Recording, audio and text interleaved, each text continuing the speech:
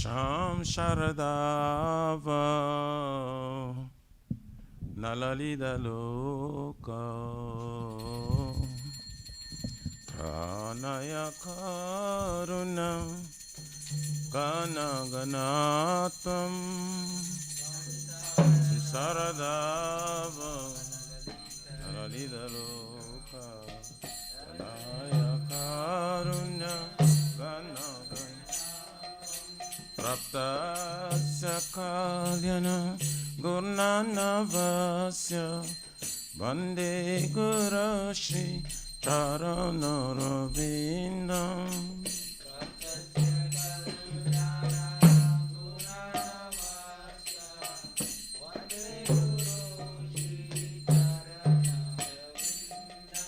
Vande Guru Shri Charanarvindam Vande Guru Shri Charanarvindam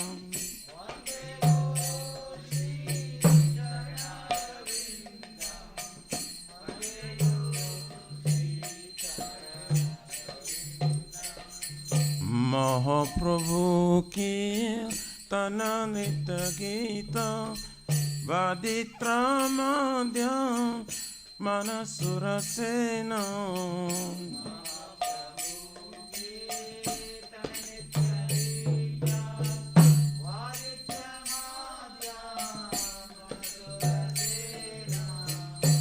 Romanchakam Pasu Taranga Vajo Vande Guru Shri Charanarvindam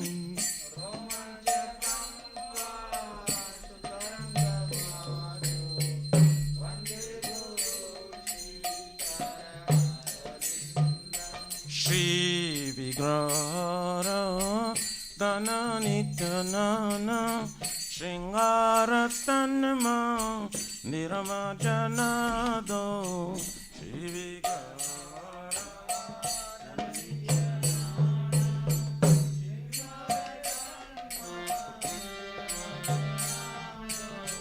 Joktasya Bhaktamsa Niyonjatu Vande Guru Shri Charanarvindam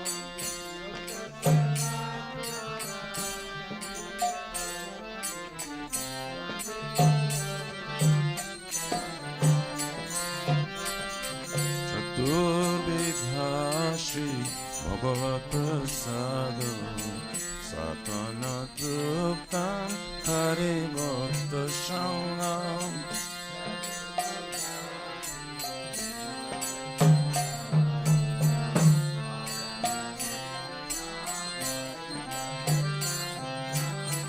Kripaiva Trupti Bhajata Shadeva Vande Guru Shri Charanarvindam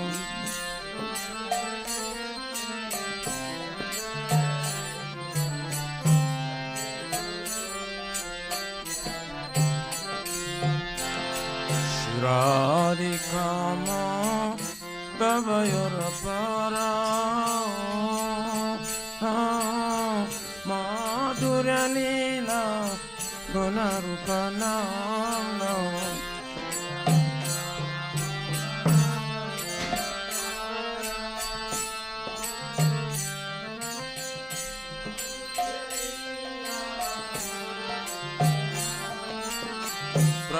Pratichanasa Tanalopasya Pande Gurashi Charanarvindam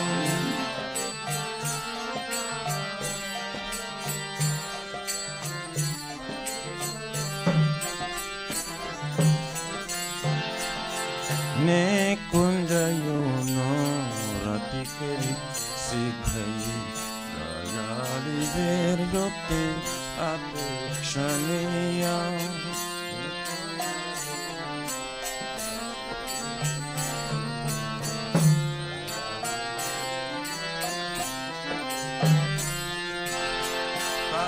Patratidacha Ativalavasa Vande Gurashi Charanarvindam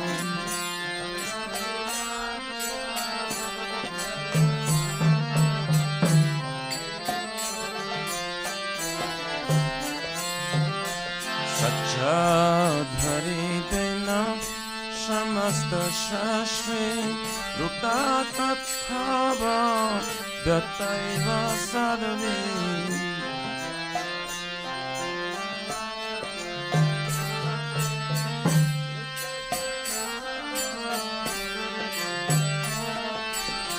Kintu Prabodha Priyaiva Tasa Vande Gurashi Charanarvindam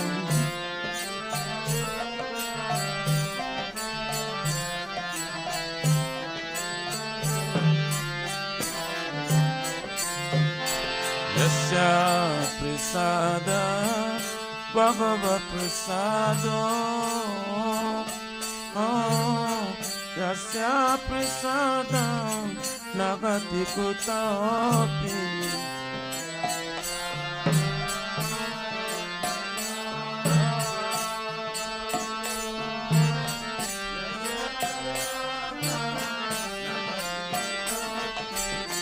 Gayam Stavantasa Yasatri Sandhyam Vande Gurashi Charanarvindam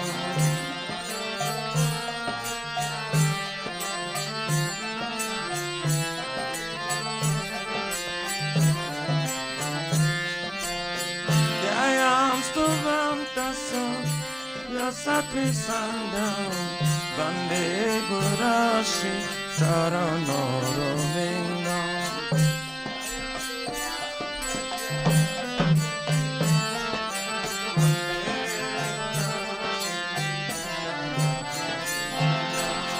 Vande Gurashi Charanarvindam Vande Gurashi Charanarvindam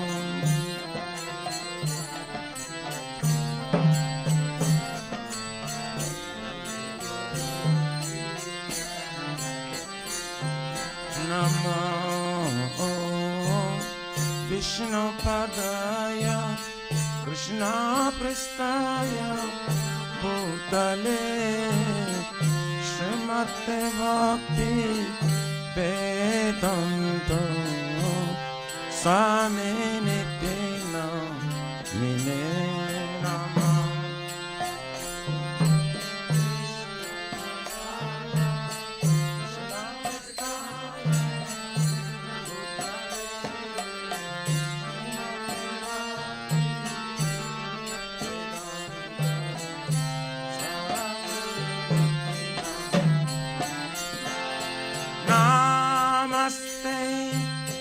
Sarasvati Devi Gauravani Pracharine Nirvishesha Shunyavadi Vachatarisha Karine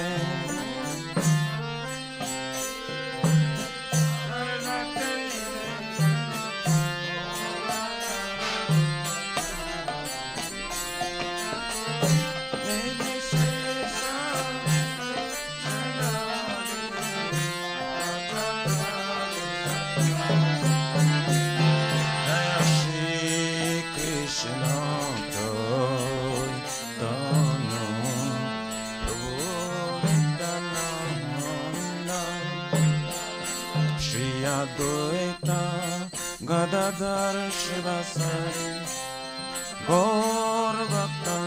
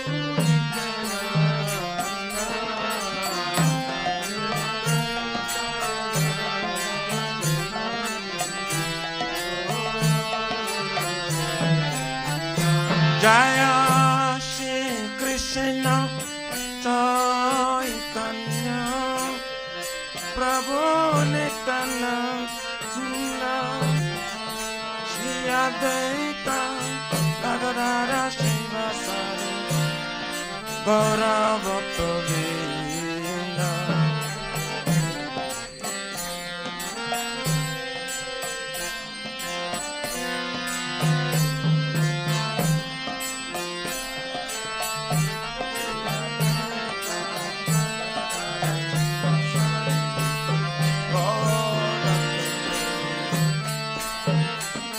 Hare Krishna, Hare Krishna, Krishna Krishna, Hare Hare,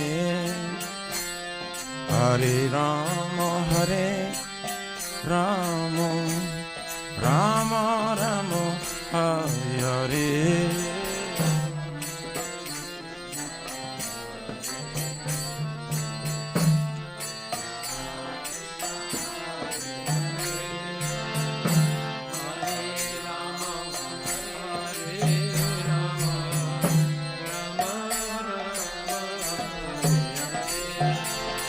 Hare Krishna, Hare Krishna, Krishna Krishna, Hare Hare, Hare Rama, Hare Rama, Rama Rama, Hare Hare.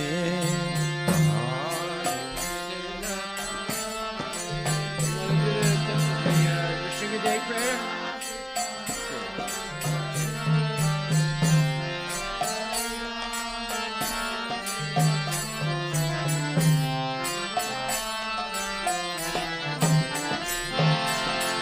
Hare Krishna, Hare Krishna, Krishna Krishna, Hare Hare, Hare Rama, Hare Rama, Rama Rama, Hare Hare, Hare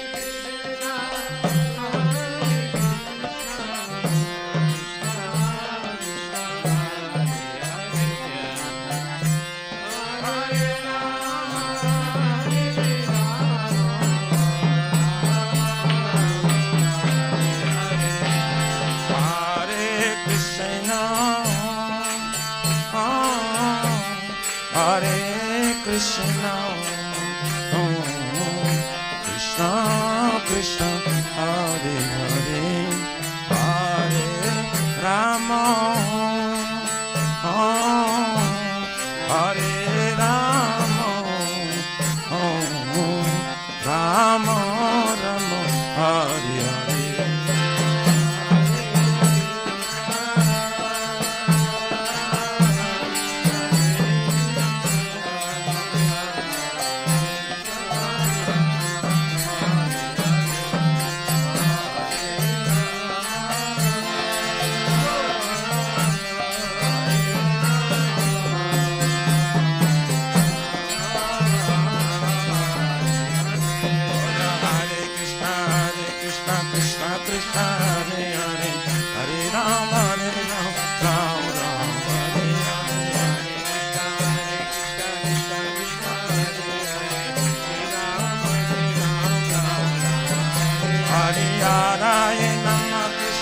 Jarvaye Namah Jadavaye Madhavaya Keshavare Namah Gopal Govindaram Shri Madhusudan Giridhari Gopina Madana Mohan Shri Chaitanya Nityananda Shri Advaita Sita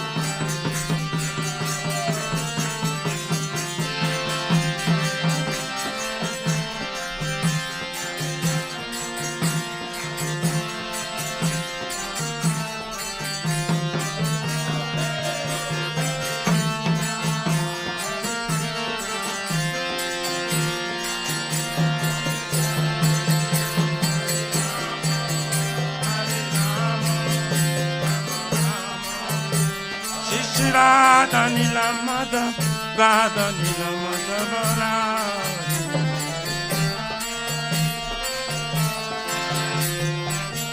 Nitai Gora Haribo Haribo Haribo Nitai Gora Haribo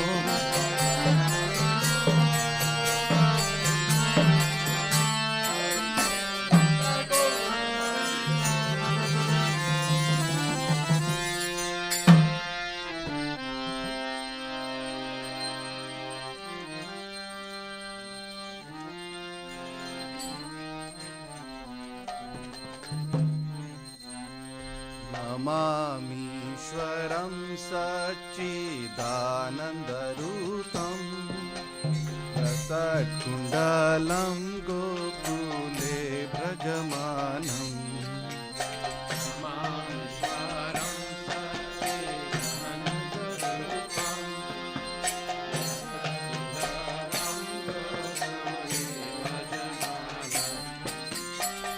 यशोदाभियो लोकलाघवमानम् परामृष्टमत्यन्ततो धृत्य Gopya यशोदाभियो लोकलाघवमानम् परामृष्टमत्यन्ततो धृत्य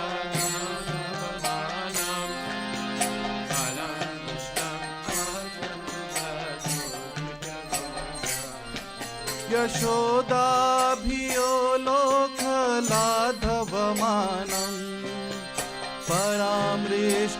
परामृष्टमत्यन्ततो धृत्य Gopya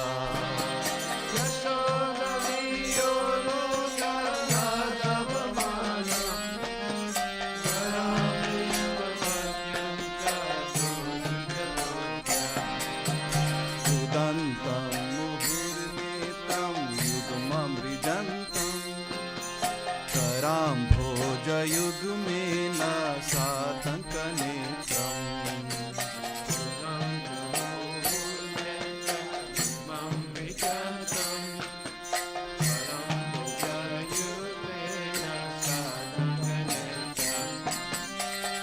मुहुश्वासकं पात्रीरेखङ्ककण्ठ स्थितग्रैव दामोदरं भक्तिवदम्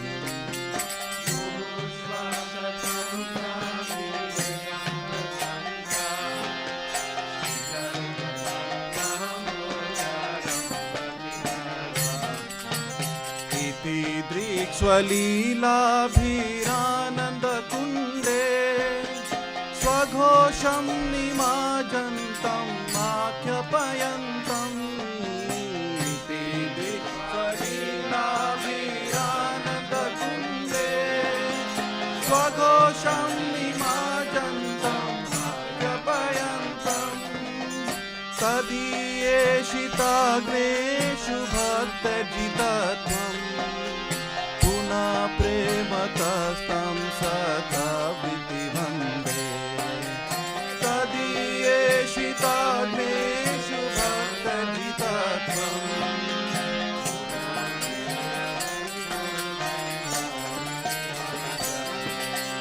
परं देवमोक्षं न मोक्षवधिं वा न चानं वृणेऽहं वरे शरपीहा परं देवमोक्षं न मोक्षवधिं वा न चान्यवृणेऽहं वरे शरपीहा इदं देव पुरनाथ गोपालबालम् सदा मे मनस्य विराष्टं किमन्ये इदं देव पुरनाथ गोपालबालम् सदा मे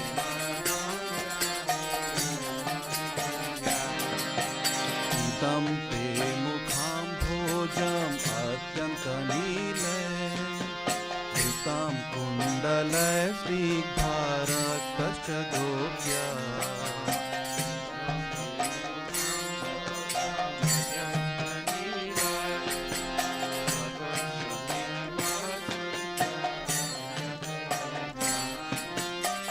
मुहुश्चुम्बितं बिम्बारक्तधरां मे मनस्य विराष्टं मानं लक्षलभे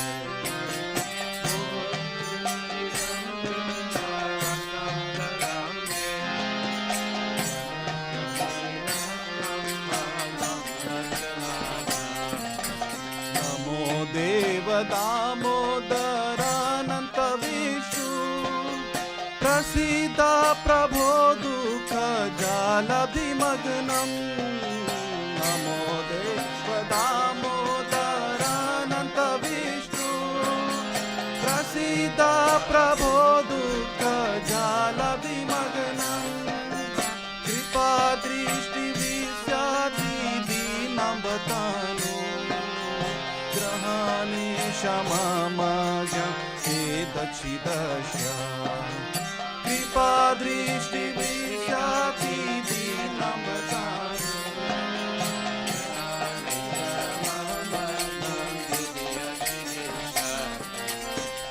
कुबेरात्मजौ बद्धमूर्तैर्भयद्वै त्वयामोचितौ भक्तिभाजौ कृतौ च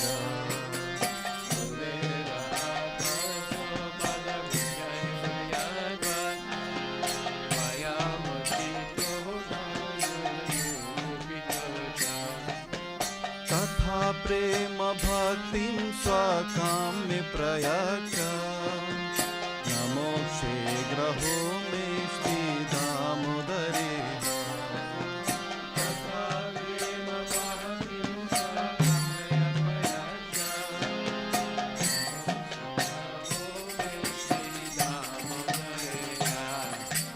नमस्ते धाम्ने स्फुरदीप्तिधाम्ने त्वदीयोदरायथ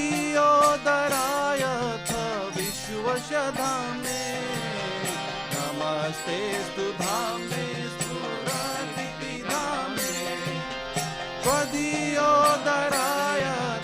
विश्वशधाम्ने नमो राधिकायाय त्वदीयप्रियाय नमो अनन्तलीलाय देवाय तुभ्यं नमो राधिकाय प्रियाय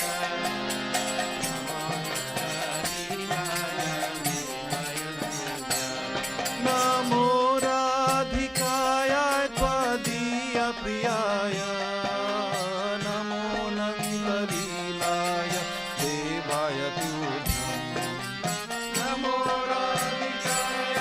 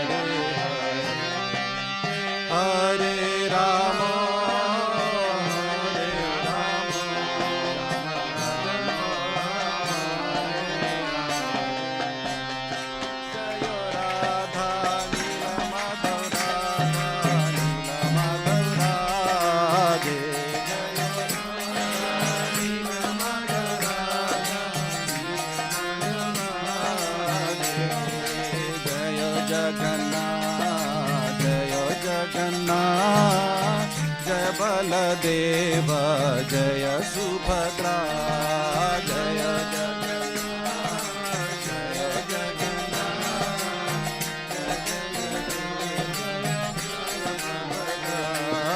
Nitai Gauranga, Nitai Gauranga, Nitai Gauranga, Gaura Hare.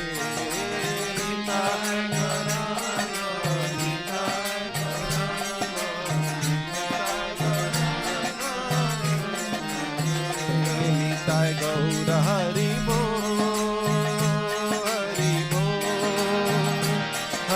Bol, Nitai Gaura Hari Bol,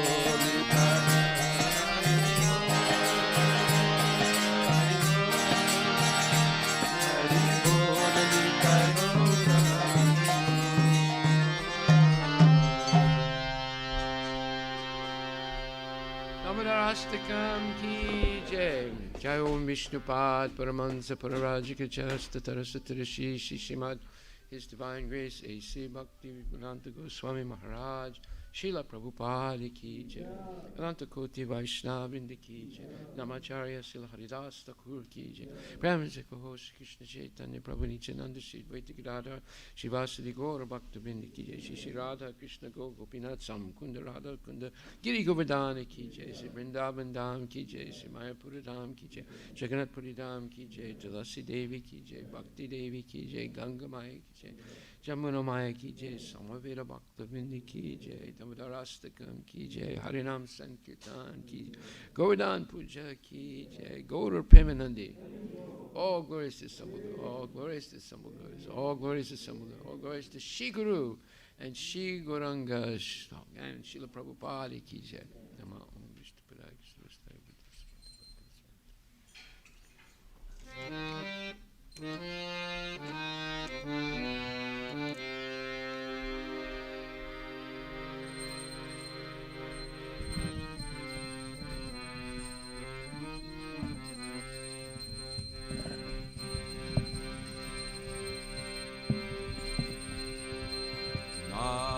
Namaste Narasimhaya, Namaste Narasimhaya, Namaste Narasimhaya, Namaste Narasimhaya, Pralada Lada Daine,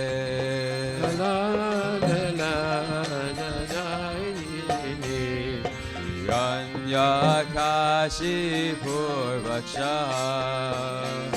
Yanyakashipur Vaksha, Shilatangana Kalaye, Shilatamagana Kalaye, Ito Nasimha Parato Nasimha, Nishinga Bharato Nishinga, Yato Yato Yamitato Nasimha, Yato Yato Yato Nishinga, Bahir Nasimha Ridaye Nasimha, Nishinga Idaye Nishinga, Narasimha Madim Sharanam Prapade, Niramadim Saranam Prapade, Tavakara Kamalabare Nakam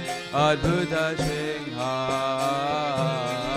Dalita Hiranyakashipu, Tanuvinga, Keshavadita, Narahari Rupa, Jai Jagadisha Hare, Jai Jagadisha Hare, Jai Jagadisha Hare.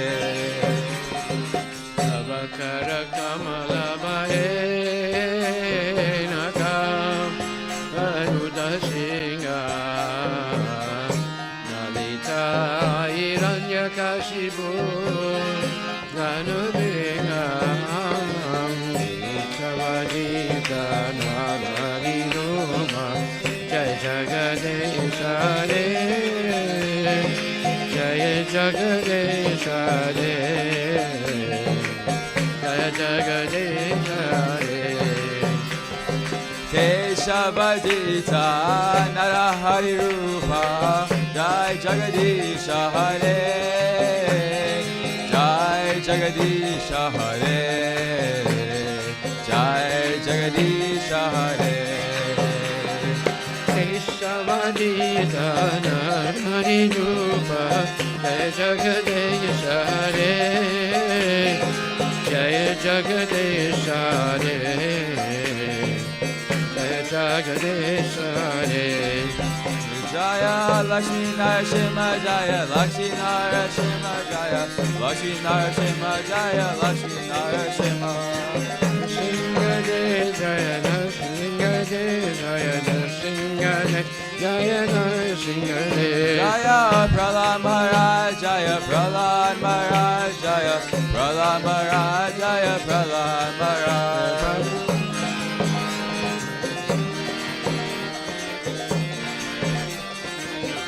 Nitai Gaura Hari Bol, Hari Bol, Hari Bol, Nitai Gaura Hari Bol, Hari Bol, Hari Bol, Hari Bol, Nitai Gaura Hari Bol.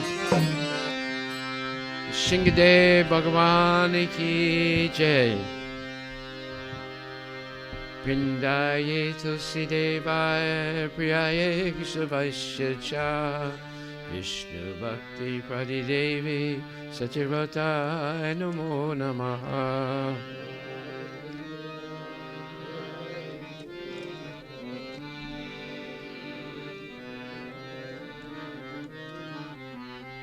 Vrindaye tulsi devaya priyaye keshavasya cha Krishna Bhakti Pradi Devi Satyavratai Namo Namaha.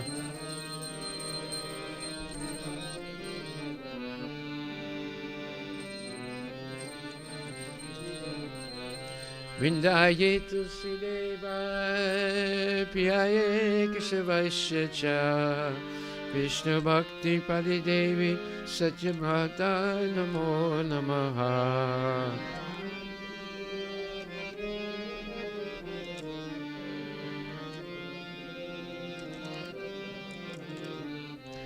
Vrindaye Tulsi Devi Maharani ki jai.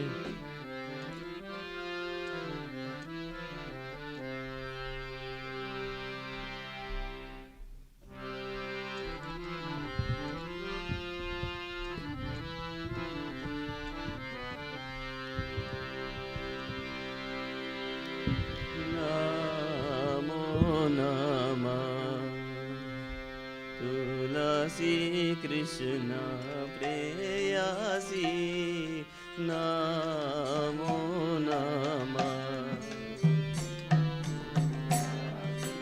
Krishna preyasi namo namah Tulasi Krishna preyasi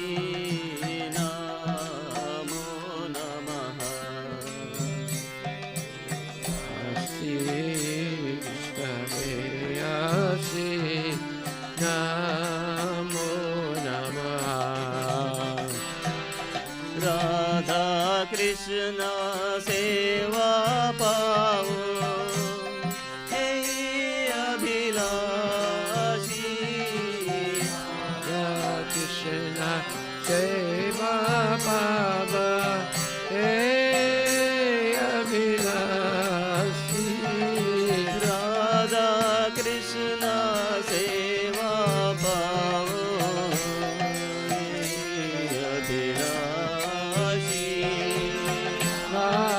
Krishna seva pava hey abhilashi Ye tomar saranalo paravacha purna Tomara Saranalaya Taramachapurnaya Upakori Korotare Vrindavanavasi Ipakari Karatare Vrindavanavasi Morae Abhilas Vilas Kunje Diova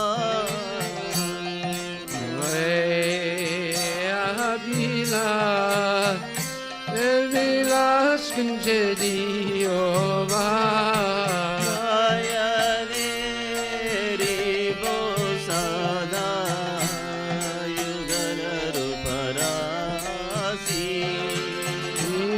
Makori Karakare Vrindavanavasi Vedana Daro Satiranu Gata Koro Vinadara Sakiranugata Kora Sevadikara Diye Koro Nijadasi Devadi Kalariye Karadinasi Dina Krishna Dasi Koye Namora Dina Krishna Dasi Koye Namora Sri Radha Govinda Preme Sadayena Bhasi Radha Govinda Preme Sadayena Bhasi Sri Radha Govinda Preme Sadayena Bhasi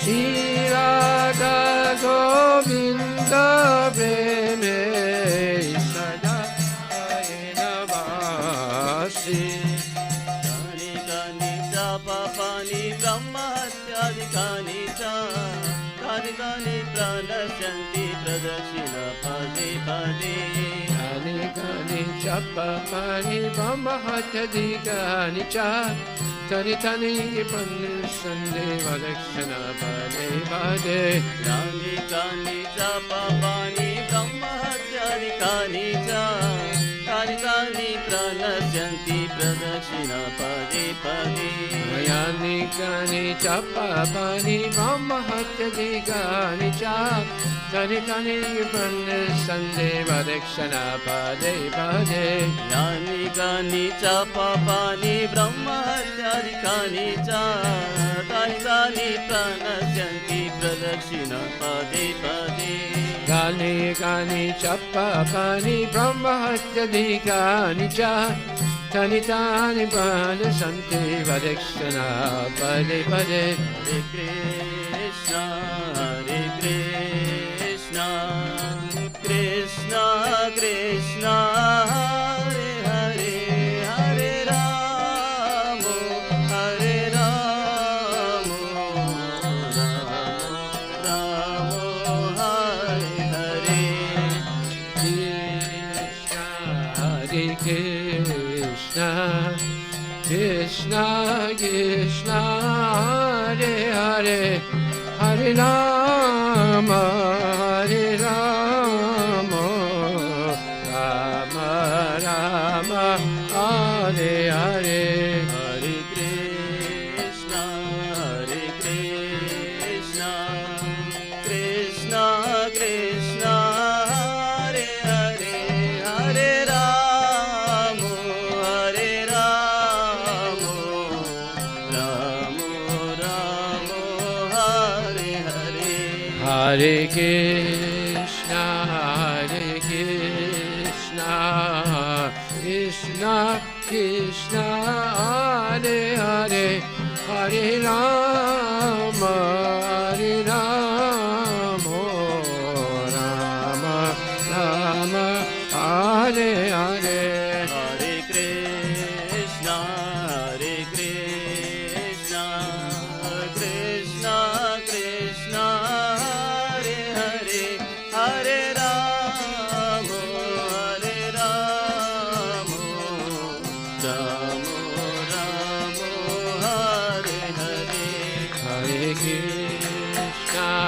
Hare Krishna, Krishna Krishna, Hare Hare, Hare Rama, Hare Rama, Rama Rama, Hare Hare.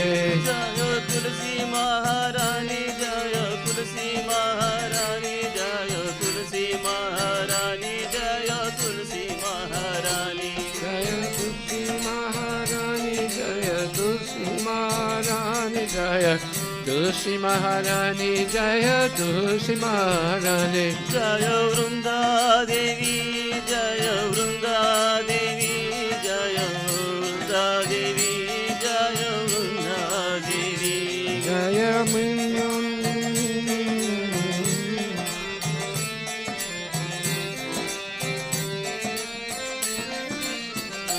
Nitai Gaura Hari Bol, Hari Bol, Hari Bol, Nitai Gaura Hari Bol. Jaya Hari Bol, Hari Bol, Hari Bol, Nitai Gaura Hari Bol.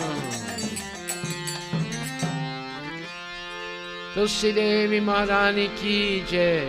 Vrindaye Tulsi Devaya Priyaye Keshavasya Cha Vishnu Bhakti Padi Devi Satyavataya Namo Namaha.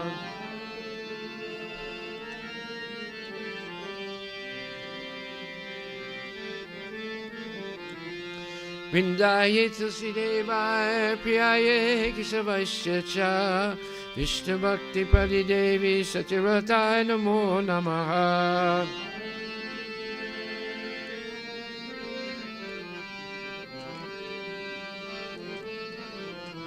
Vrindaye Tulsi Devaya Priyaye Keshavasya Cha Vishnu Bhakti Padi Devi Satyavataya Namo Namaha.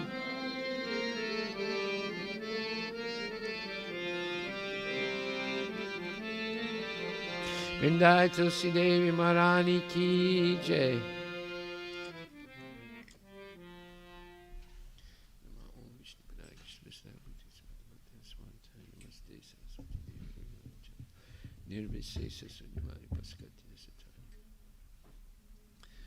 Oh Tulasi, beloved of Krishna, I bow before you again and again. My desire to return the service to Shri Radha and Krishna. Whoever takes shelter of you has his wishes fulfilled. Bestowing your mercy upon him, you make him a resident of Vrindavan. My desire is that you also grant me a residence in the pleasure groves of Shri Vrindavan and Dham. Thus within my vision, I will always behold beautiful pastimes of Radha and Krishna. I beg you to make me a follower of Gaudam's of Raj. Please give me the privilege to perform service and make me your own maid servant. He's very fallen and low to serve Krishna, please. May I always sing in love Shri Radha and Govind. Ki Jai.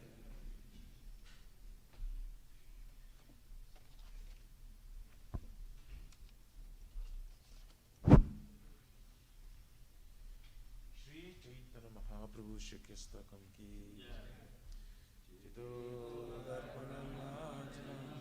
Pavamada Vagnirvapanam Shri Akari Vachandika Vittaranam Vidyavadhu Jivanam Anandam Mudivardhanam Pratiparam Purnamritam Sadhanam Sarvatmasnam Param Param Jayati Shri Krishna Sankirtanam Nam Namakari Baudha Nija Sarva Shaktis Tatra Pitanyamitasmaranena Kala Vidradrishi Tava Kripa Bhagavan Mamapi Durdhaiva Midrishamya Janimagaga Trinadapi Sunichena Tarorapi Saishrana Amani Namanalena Kirtaniya Sadahari Nadhanam Najanam Nasundari Kavitam Vajagari Shakamai Mama Janmani Janmanishwari Bhavatar Bhakti Rahituki Tvai Oinam Latanaja Kinkaram Patitam Mam Visame Bhavam Buddho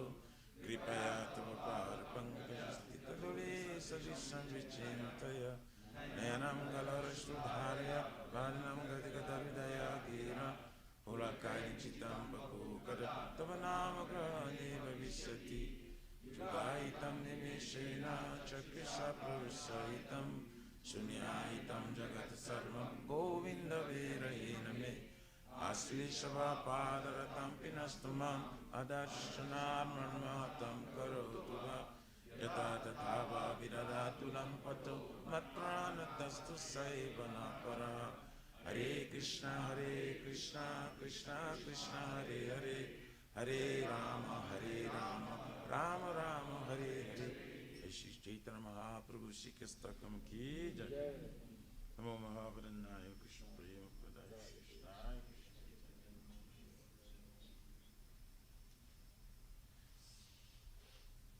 Glory to Shri Krishna Sankirtana, which cleanses the heart of the dust. Accumulated for years and extinguished the fire of conditional life for repeated birth and death.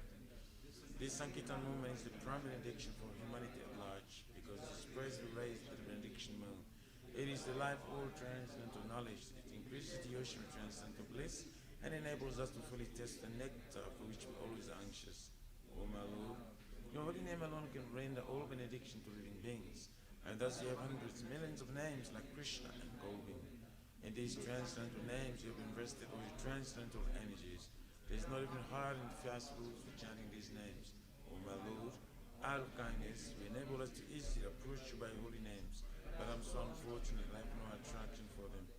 Once you chant the holy name of the Lord in a humble state of mind, think you oneself the Lord in a strawberry street. One should be more tolerant than a tree. Devoid of all sense of false prestige, should be ready for all respect to others. In such state of mind, one can chant the holy name of the Lord constantly. Almighty Lord, I have no desire to accumulate wealth, nor do I desire beautiful women, nor do I want any number of followers. I only want you closest to service birth after birth. O son of Maharaj Nanda, Krishna, I'm your eternal servitor. Yet somehow or other I fall into this ocean of birth and death. Please pick me up from this ocean of death and place me as one of the atoms of your lotus feet. My eyes be decorated with tears of love, flowing constantly when I chant your holy name. When will my voice choke up, and when the hairs of my body stand on end at the recitation of your holy name?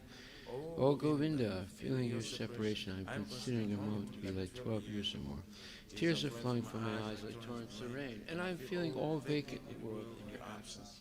I know no one but Krishna as my Lord, and he shall remain so, even if he handles me roughly by his embrace, or makes me broken-hearted by not being present before me. He is completely free to anything and everything, for he is always my worshipful Lord, unconditionally. Shri Chaitanya Siksastakam Ki Jai. Nama Om Vishnu Padaya Krishna Prestaya Bhutali Srimati Bhakti Vedanta Swami Nityanami. Namaste Saraswati Devi Guru Vani Pacharini Visesa Srimati Paskatya Desatarne Guru Premanandi Haribol. The attend offenses in matter of chanting the holy name of the Lord should be avoided. They are as follows. 1. To blaspheme the devotees, to dedicate lives to proclaim the holy names of the Lord.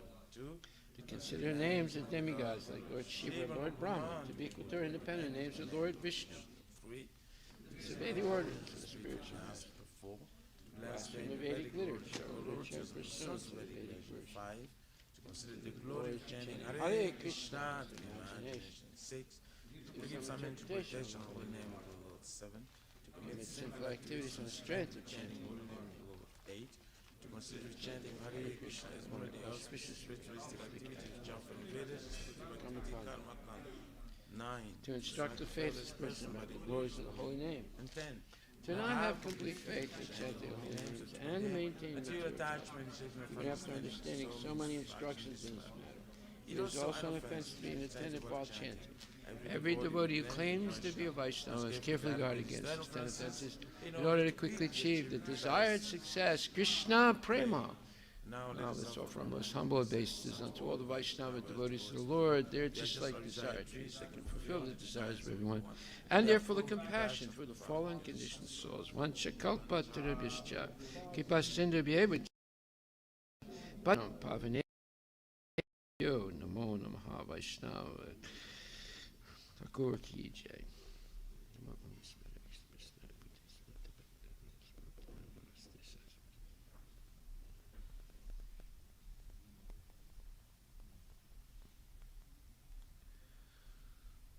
Srimad Bhagavatam Grantaraj Ki Jai.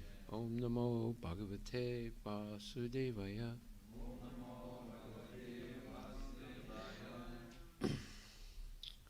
Nama Om Vishnu Padaya Krishna Prestaya Bhutale Srimati Bhakti Vedanta Swamini Tinamini Namaste Saraswati Devi Gauravani Pacharine Nirvisesa Sunyavadi Bhaskati Desatarine Jai Shri Krishna Chaitanya Prabhu Nityananda Shri Vaita Gadadhar Shivasadi Gaur Bhaktivinoda Hare Krishna Krishna Krishna Hare Hare Hare Rama Hare Rama Rama Rama Hare Hare. Srimad Bhagavatam Grantaraj Ki Jai. Canto 2, Chapter 7, verse number 49.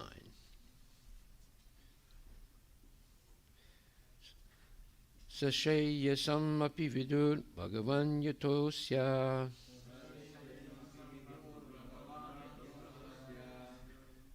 bhava swabhava vihitasya sata prasiddhahi Dehe swadatu vigame nuvisir yamane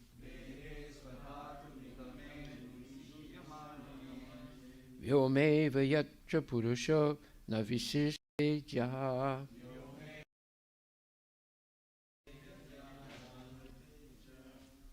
Sa, he, Shreyasam, all auspiciousness. Api, also. Vibhu, the Master. Bhagavan, the personality of Godhead. Yata, because. Asya, of the living entity.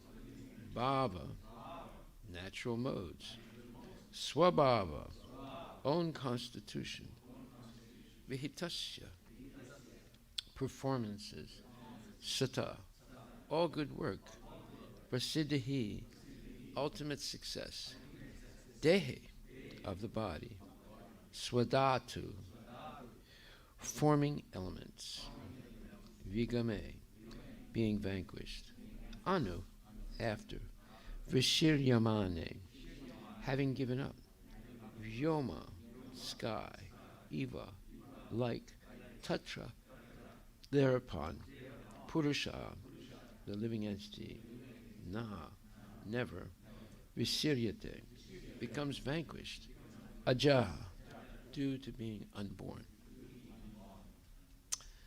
Translation by Srila Prabhupada. The personality of Godhead is the supreme master of everything, auspicious, because the results of whatever actions are performed by the living being in either the material or spiritual existence are awarded by the Lord.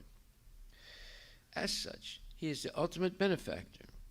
Every individual living entity is unborn, and therefore, even after the annihilation of the material elementary body, the living entity exists exactly like the air within the body. Srila Prabhupada Ki Jai. Purport by His Divine Grace, A.C. Bhaktivedanta Swami Srila Prabhupada. The living entity is unborn and eternal, and as confirmed in the Bhagavad Gita 2:30, which says, Dehi nityam avadyo yam, dehe sarva shivarata, tasmat sarvis utesu, natvam sachtam, natvam sachtam, So it says in the purport, in 2:30, the living entity is not exhausted even though the material elementary body is vanquished. As long as the living entity is in material existence, actions performed by him are rewarded in the next life or even in the present life. Similarly, in his spiritual life also, actions are rewarded by the Lord by the 5 kinds of liberation. Even the impersonalist cannot achieve the desired merging into the existence of the Supreme without being favored by the Supreme Personality of Godhead. It is confirmed in the Bhagavad Gita 4:11 that the Lord awards similar results as one desires in one's present life. The living entities are given freedom to make their choice, and the Lord awards them accordingly. It is the duty of everyone, therefore, to worship devoutly only the personality of Godhead to achieve his desired goal. The impersonalist, instead of speculating or meditating, can directly execute the routine devotional service to the Lord and thus easily obtain the desired goal. The devotees, however, are naturally inclined to become associates of the Lord and not merge in the spiritual existence as conceived by the impersonalists. The devotees, therefore, following their constitutional instincts, achieve the desired goal by becoming servitors, friends, fathers, mothers, or conjugal lovers of the Lord. The devotional service of the Lord involves 9 transcendental processes, such as hearing and chanting. And by performing such easy and natural devotional services, the devotees achieve the highest perfectional results, far, far superior to merging into the existence of Brahman. The devotees are therefore never advised to indulge in speculating upon the nature of the Supreme or artificially meditating on the void. And there's two thes here. There's a mistake. One should not, however, mistakenly think that after the annihilation of this present body, there is no body by which one can associate with the Lord face to face. The living entity is unborn. It is not that he is manifest with the creation of the material body. On the other hand, it is true that the material body develops only by the desire of the living entity. The evolution of the material body is due to the desires of the living being. According to the desires of the living being, the material body develops. So from the spirit soul, the material body comes into existence, generated from the living force. Since the living being is eternal, he exists just like the air within the body. Air is within and without the body. Therefore, when the external covering, the material body, is vanquished, the living spark, like the air within the body, continues to exist. And by the direction of the Lord, because he is the ultimate benefactor, the living entity is at once awarded the necessary spiritual body befitting his association with the Lord in the manner of Swarupya, equal bodily feature, Salokya, equal facility to live on the same planet with the Lord, Shastri, equal possession of opulence like the Lord, and Samipya, equal association with the Lord. The Lord is so kind that even if a devotee of the Lord cannot fulfill the complete course of devotional service unalloyed and uncontaminated by material association, he is given another chance in the next life by being awarded a birth in the family of a devotee or rich man, so that without being engaged in the struggle for material existence, the devotee can finish the remaining purification of his existence, and thus immediately after relinquishing the present body, go back home, back to Godhead. This is confirmed in the Bhagavad Gita. In this connection, detailed information is available in the Bhagavat Sandarbha of Srila Jiva Goswami Prabhupada. Once achieving the spiritual existence, the devotee is eternally situated there, as already discussed in the previous verse. Srila Prabhupada ki jai. The personality of Godhead is the supreme master of everything auspicious, because the results of whatever actions are performed by the living being in either the material or spiritual existence are awarded by the Lord. As such, he is the ultimate benefactor. Every individual living entity is unborn, and therefore, even after the annihilation of the material elementary body, the living entity exists exactly like the air within the body. Srila Prabhupada ki jai. So this is a very, very interesting purport, because it explains things as they are. And one thing that we are talking about almost every day is how there are so many explanations of things as they are not. I'm going to give you some examples now. This question of the origin of the living entity and the origin of material nature has been debated for centuries. it was debated amongst the Greeks. It was also discussed by the Assyrians and all these ancient cultures west of India, and also in modern times it's still being discussed. And there are many different aspects of it, those discussions that are wrong.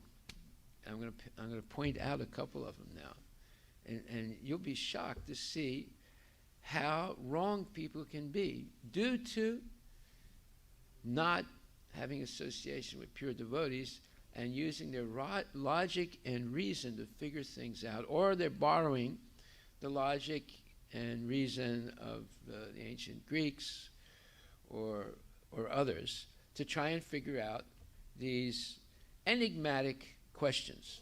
Enigmatic question. Enigmatic, look that word up, it's a very good word. In a sense, it means like mysterious, because there are some things that are not clear directly to the senses and mind of living entities. So what does it say? Difficult to interpret or understand. Difficult to interpret or understand. So there's some mystery about these questions. The source of matter, the source of the living entity. Does the living entity exist before birth in the body, and does it continue to exist after death of the body? And you can see that this has been debated many, many times by many, many different cultures, and they all come up with usually different points of view. So here this is called creatio ex nihilo. So this is Latin. It means that creation took place from nothingness. Well, even the Christians say, yeah, there was God, but he created from nothingness. So and then there's another concept that's called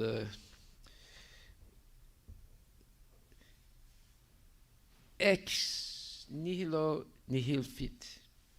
It means nothing comes from nothing. So anyway, we won't go into nothing comes from nothing, because that we understand what they mean. But creation from nothing, that is the position of the Christian church and of Judaism and of Islam. And you're going to see why they came to that conclusion, which is incorrect. But one thing is correct. They all say that God existed.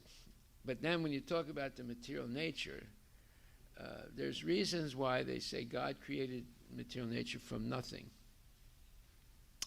So it says, creatio ex nihilo, in contrast to ex nihilo nihil fit, is the idea that matter is not eternal, but was created by God at the initial cosmic moment. Okay, right away there's a mistake there. What does Krishna consciousness say about matter? There's para and apara prakriti. What does it say? What is apara prakriti?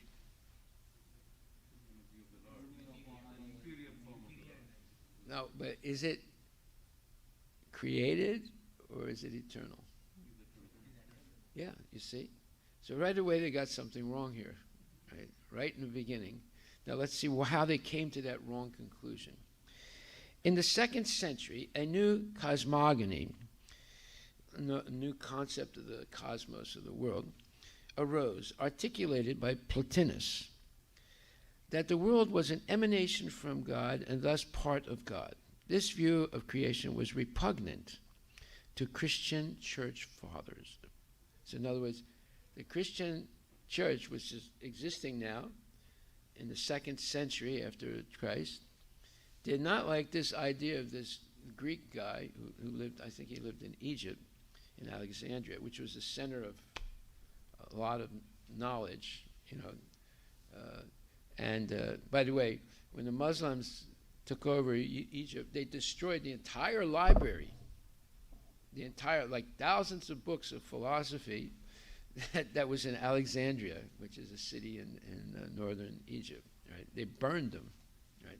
Anyway, In the 2nd century, a new cosmogony arose, articulated by Plotinus, that the world was an emanation from God and thus part of God. This view of creation was repugnant to Christian church fathers. In other words, they didn't like this idea, as well as to Arabic and Hebrew philosophers. So it includes the Muslims and the Jews. Why? Now we'll find. And they forcibly argued for the otherness of God and his creation, and that God created all things from nothing by the word of God. Okay. The first articulation of the notion of creation from nothing is found in the 2nd century writing to Autocleus, authored by Theophilus of Antioch. So now you have other Greek philosophers and religionists who were living in Antioch. Antioch is in Turkey, right? So you have a school in Alexandria, Egypt, in the northern part of Egypt. You have another school of Greeks. These are all Greeks. That is in Antioch, which is in eastern Turkey. By the beginning of the 3rd century, the tension was resolved, and creation ex nihilo had become a fundamental tenet of Christian theology. Theophilus of Antioch is the first post-New Testament author who unambiguously argued for an ontological ex nihilo creation from nothing, contrasting it to the views of Plato and Lucretius, who asserted clearly that matter was pre-existent. So now the Greeks are arguing, see, before all this, 500 years before, you have Plato and another person called Lucretius, who said that matter is existing before creation. Now, why is it that the church fathers in the 2nd and 3rd century rejected this idea that matter is pre-existing? In other words, matter is eternal, like God. Because they didn't want anything to be cohabiting with God. They wanted God to be the source of everything, and they couldn't accept the idea that matter was coexisting with God. You see, why? Because, in a sense, you can say they wanted God to be before everything, right? But unfortunately, they were separated from Vedic philosophy, and therefore they had to depend on the Greeks. And then the Greeks are arguing this, right? Some people say matter exists before creation, material creation, and other Greeks are saying it was coexistent with God. So the church in the 3rd century, they were having what you call GBC meetings all the time, right? So in the 3rd GBC meeting of the Christianity, they ruled that matter was not coexisting with God. It was not pre-existing before creation, and that God created it only when he created the material world. Okay. In modern times, some Christian theologians argue that although the Bible does not explicitly mention creation from nothing, various passages suggest or imply it. So they had to find some verification in the Bible, right? So there's no direct statement that God created from nothing. So then they took some ambiguous verses and they misinterpreted them to say that, well, it's in the Bible. But it's not really in the Bible, right? Now, this is all very interesting. You see how a GBC meeting can screw things up sometimes. So we pray that doesn't happen in ISKCON, but you see it definitely happened in Christianity, definitely happened in Islam, definitely happened in Judaism. You know. In modern times, okay, so it says, others assert that it gains validity from having been held by so many for so long. There's another school that says, well, we should believe that matter was not pre-existing because we've believed it for 1,700 years. So why should we change our belief? Is that a valid point? No, it's nonsense, right? And then a third group says Others find support in modern cosmological theories surrounding the Big Bang.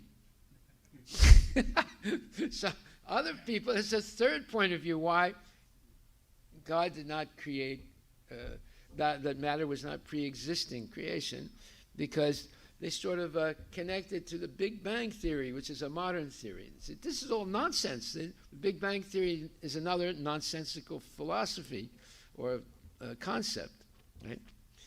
Some examine alternatives to creatio ex nihilo, such as the idea that God created from his own self or from Christ, but this seems to imply that the world is more or less identical with God, or that God created from pre-existing matter, which at least has biblical support, but this implies that the world does not depend on God for its existence. So because they had this fanatical, they had this idea that everything comes from God, but they did not want to say that matter was pre-existing with God, because that would mean that maybe God did not create matter if it's eternal. Now, what did the Buddhists say? And see, this is, you have to understand these things. There's so much speculation going on in this world. The Buddhists say you don't have to talk about God because matter has always existed. They have another point of view. So they reject the existence of God. This is what the Christians didn't want. They didn't want to go to that fanaticism of the Buddhists. Buddhists were existing before Christ, right? The Buddha came before Christ. So they knew what the Buddhists were saying. The Buddhists were saying, you don't have to talk about God. We don't really care if he exists, he doesn't exist, because matter has always existed. So that's Buddhist philosophy. So therefore, to react to that and not fall in the same trap as the Buddhists, they said that matter is not pre-existing. And God only created at the creation. Now, this creates a big problem. Now, we'll come to that in a second. So then it says, in Jewish philosophy, theologians and philosophers of religion point out that it is explicitly stated in Jewish literature from the 1st century BC or earlier, depending on the dating of 2 Maccabees. That's a book in the Torah, in the Bible also. And then they quote this verse, and in this verse it says that God did not make heaven and the earth out of things that existed. So the Jews have this verse in their Torah that confirms for them that matter is not pre-existing. Because it says God did not make them out of things that existed. Others have argued that the belief may not be inherent in Maccabees. So the other people say, wait a minute, that verse doesn't really say the way you translated it. So this is another problem, see? As soon as you translate something, there's a possibility that its original meaning could be lost. And then there's arguments about what the words mean in that original Hebrew language or Aramaic language or something. See, so translation can also lead to problems. In the 1st century, Philo of Alexandria, a Hellenized Jew, in other words, there were Jews who were basically enamored of Greek philosophy. So a Hellenized Jew means a Jew who had become a Greek philosopher. Philo lays out the basic idea of ex nihilo creation. In other words, God creates from nothing. Though he is not always consistent, he rejects the Greek idea of the eternal universe, and he maintains that God has created time itself. In other places, it has been argued that he postulates pre-existent matter alongside God. So in other words, here you have a Jewish Greek guy who's flip-flopping himself, just like, what's his name, Stephen, what's his name? Hawkins, yeah. Stephen Hawkins flip-flopped. He said that there's nothing can, that the black holes in the universe absorb everything and destroy things. Then later on, 30 years later, he said, no, the black hole can also expand things. You see? So here's another person years ago who flip-flopped. And he said, no, God can't create from nothing. And then he said, God does create from something. So, and then Saida Gaon, another Jewish philosopher, introduced ex nihilo creation into the readings of the Jewish Bible in the 10th century in his book of Beliefs and Opinions, where he imagines a God far more awesome and omnipotent than that of the rabbis, the traditional Jews. So now you have another person, 10 centuries later, he revises. He gives another speculation. That's why he says, Book of Beliefs and Opinions. That means, opinion means speculation. So he actually said, I'm writing a book now 10 centuries after Christ, and I'm giving my own opinions, my own speculations. So this is what if you go into academia, studying in a university, philosophy, this is what you come up against. Constant, one person said this, another person said that, and then the third person said something else, and the fourth person said something else. So this is called you cannot be a pundit unless you have a new idea. Yes, that's the way pundits make money. They come up with new ideas, right? And they write new books. That's why you have millions of books. You go into libraries, millions of books, right?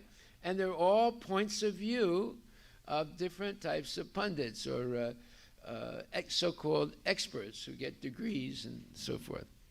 And then in Islam, most scholars of Islam share with Christianity and Judaism the concept that God is first cause and absolute creator. He did not create the world from pre-existing matter. However, some scholars, adhering to a strict literal interpretation of the Quran, such as Ibn Taymiyyah, whose sources became the fundament of Wahhabism and contemporary teachings, hold that God fashioned the world out of primordial matter based on Quranic verses. So here, even in Islam, there's a debate going on. Did God create from nothing, or did he create from something, right? And then it says, compared to modern science, and it says, the Big Bang Theory, by contrast, is a scientific theory. Oh, it is? It offers no explanation of cosmic existence, but only a description of the first few moments of that existence. This is called nonsense. This is complete speculation, you see? So anyway, and they only have a short paragraph because there's not much to say because it's all nonsense, you see? So that's not all. There's more nonsense. And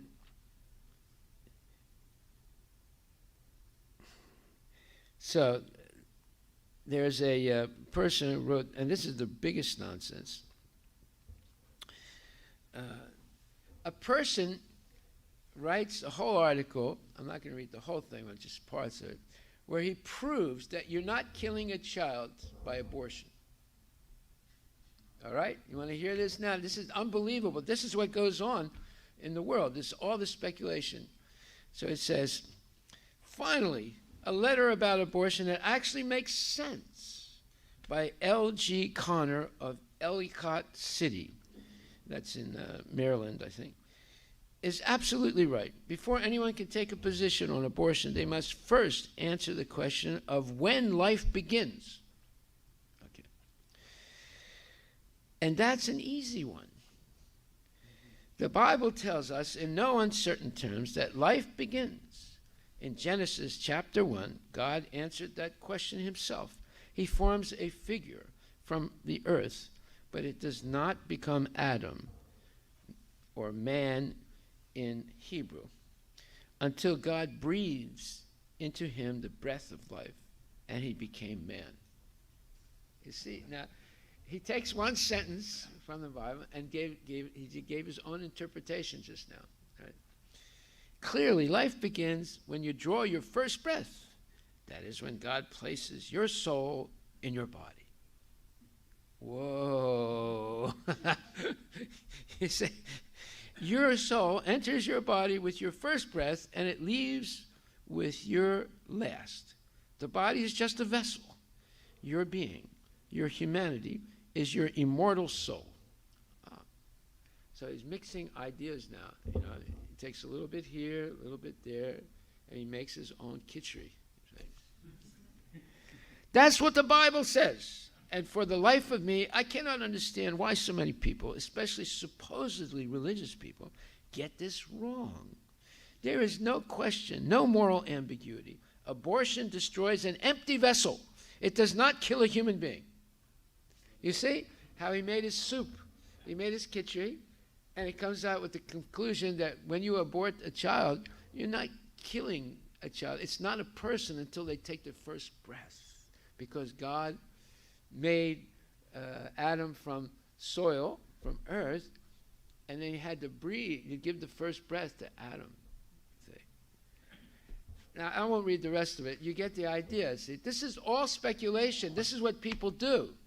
It's not that they speculate in the past, they don't speculate anymore. They speculate more now.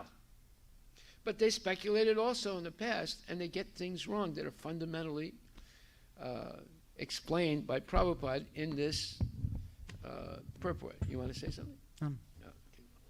So according to them, the first breath is only when the child comes out. Yeah. That's why he says that you're not killing a person when you abort the fetus. Now, you want to hear why? I mean, he admits that the fetus is a living thing. You want to hear why he claims that it's not a person? I can read. It's more speculation, you know. Because that's a question. I mean, people say, well, what do you mean? I mean, the fetus is growing. It's okay? So he has an answer for that. He says, that is not to say that a fetus isn't alive, because it clearly is. So, is a cow or an earthworm or tree alive? However, simply being alive does not make something a human being. Having a soul is what sets us apart from other living things. Now, this is another mistake of Christianity. They don't admit that animals and plants have souls. You see? You see how it gets thicker and thicker. All the speculation, all the wrong ideas they come from the first set of false ideas, and then it just expands. And he says, having a soul is what sets us apart from other living things. Otherwise, every farmer and every lumberjack would be a murderer. So what he does is he takes a point and leads it to an absolutely absurd conclusion. This is if you study debate and philosophy, because debate is a part of philosophy, right? You learn false debates and real debates, the difference between them. So this is a false conclusion. Taking something to a foolish conclusion tries to defeat the argument of someone else. So what he said is, otherwise, every farmer and every lumberjack would be a murderer. Because if you say, everything living has a soul, which is what we say, right? And he said, then all these guys would be murderers, right? And so would all of the rest of us who eat living things, like tomatoes and oranges, right? Even the hardcore vegans would be murderers, since they eat plants, and plants are alive also. So he's saying anything alive does not mean it has a soul. And to make his point, he brings everything to a ridiculous conclusion, right?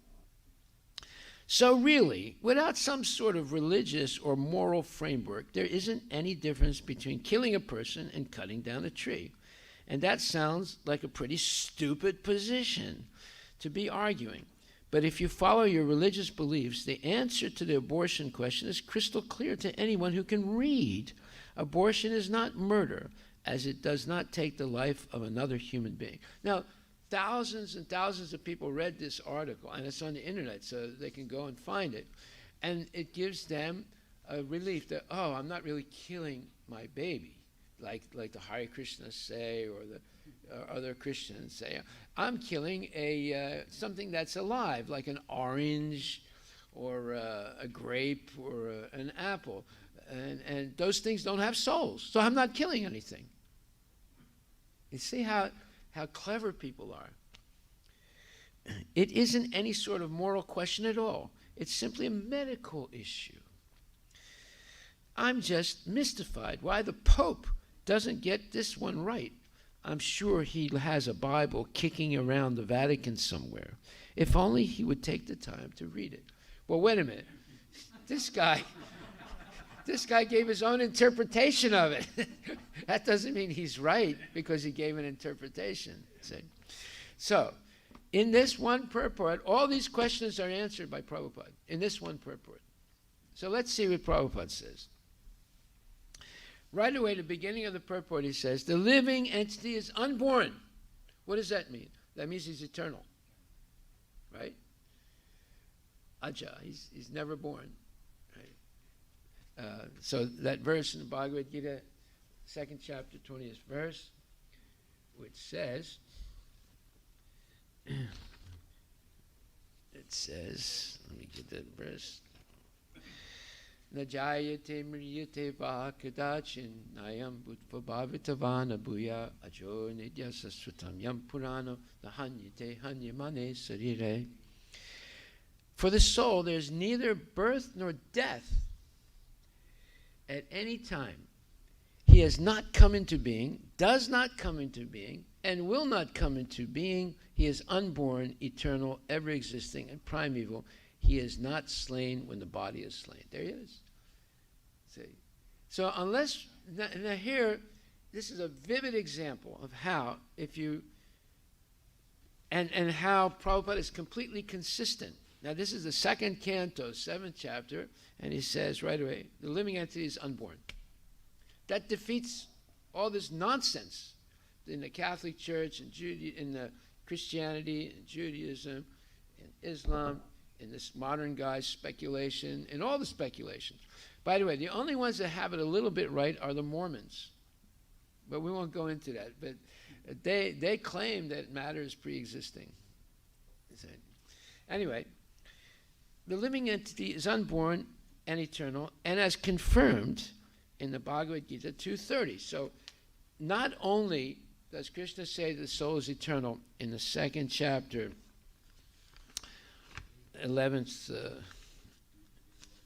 12th verse, Natvevaham jatunasam natvam nevi janab nachayvina bhavishyama sarvivamatakparam.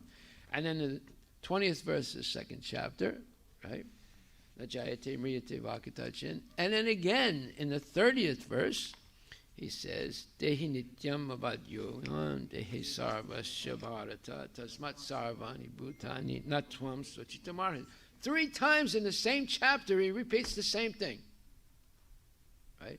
And now he's repeating it here in the 2nd canto, 7th chapter, 48th verse. Right?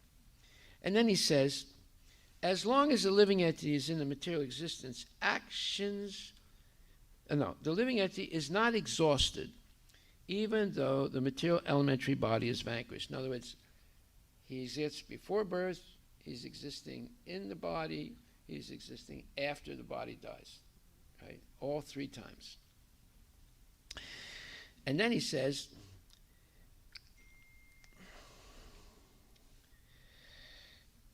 as long as the living entity is in the material existence, actions performed by him are rewarded in the next life or even in the present life. Now, rewarded sounds like a positive term, right? But he says the actions are rewarded. So if you do something bad, you get something bad. If you do something good, that's your reward, by the way. If you do something good, you get something good. But it doesn't mean you're going to be liberated from the cycle of birth and death. As long as we are subject to the laws of karma, we're obliged to take birth again. Okay. Similarly, in his spiritual life also, actions are rewarded by the Lord, by the 5 kinds of liberation. Well, wait a minute. if you act only for Krishna consciousness, then you really get a reward. You get liberation either in the Brahman, or you get liberation. Well, no, actually, let's get this straight. There are people in the spiritual world, in Goloka and Vaikuntha, who have a neutral relationship with God. So the neutral relationship with God in Goloka is the grass, the trees, the birds, and so forth, right? And we usually think a neutral relationship with God means you merge into the Brahma Jyoti. Well, that is a contemplative type of state, yes. But the higher understanding of neutral relationship is the grass, the trees, the birds, the plants in the spiritual, in Goloka or even in Vaikuntha. Okay. So then, even the impersonalist cannot achieve the desired merging into the existence of the Supreme without being favored by the Supreme Personality of Godhead. So in other words, no one gets anything unless Krishna sanctions it, whether it's bad karma or good karma or eternal liberation. Everything is coming from Krishna. He's the Supreme. He is the Supreme Ishvara, Parameshwara. Even the impersonalists cannot achieve. Okay. It is confirmed in Bhagavad Gita 4.11 that the Lord awards similar results as one desires in one's present life. Eyatamam prapadyante tam stataiva bhajamyaham mamavart manavartyante manusya sarvas manusyapartha sarvasaha. So, as one, so Krishna will reciprocate people according to their surrender or non-surrender to him, right? So you see that every line of his purport has scriptural evidence backing it up. That's called the tapestry. The tapestry is made of horizontal and vertical strings, right? And then if you have a loom, right, you pull and tighten those strings. The tighter they are, the better the tapestry or rug, right? So this is what's called shastric evidence. When you have shastric evidence, whatever statement you make is very tight. It's almost impossible to break it. It is impossible to break it because you're giving the exact shastric evidence of the statement you're making. And this is exactly what Prabhupada does in all his purports. He says, the living entities are given freedom to make their choice, and the Lord awards them accordingly. So that means we all have some limited free will. Either we choose to follow Krishna or we choose not to follow Krishna. This is also explained in Bhagavad Gita. So where it says, let's see where it says, 15th chapter, 7th verse, it says, Mamaivam sajiva loka sanatanam. That means that the living entity is eternal. Again, now fourth times, there's a fourth statement in Bhagavad Gita, the living entity is eternal. Malaksastan indriyani prakritistani karsati. Due to conditioned life, they are struggling very hard with the six senses, which include the mind. So this is pointing to karma, that when one becomes conditioned by the modes of material nature, they make mistakes. What are the mistakes? Well, the mistakes are explained in the Damodarastakam. Damodarastakam is the extremely profound prayers. And where's the mistake? If we look at verse number 5, verse number 3. Those super excellent pastimes of Lord Krishna's babyhood drowned the inhabitants of Goloka in pools of ecstasy. To the devotees who are attracted only by his majestic aspect of Narayana in Vaikuntha, the Lord herein reveals, I am conquered and overwhelmed by pure loving devotion. To the Supreme Lord Damodara, my obeisance is hundreds and hundreds of times. And then the next verse, he says, O Lord, although you are able to give all kinds of benedictions, I do not pray to you for liberation, nor eternal life in Vaikuntha, nor any other boon. My only prayer is that your childhood pastimes may constantly appear in my mind.